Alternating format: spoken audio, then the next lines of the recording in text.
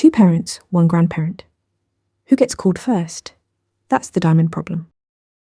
The diamond problem arises when class D inherits from B and C, and both B and C inherit from A. Calling a method on D is ambiguous. Should A's method run once or twice? Python needs a deterministic rule to resolve this. Python uses the C3 linearization algorithm introduced in Python 2.3. It works by merging each parent's linearization from left to right, always taking the first element that doesn't appear in the tail of any other list. For the diamond, this produces the order DBC, A, then object.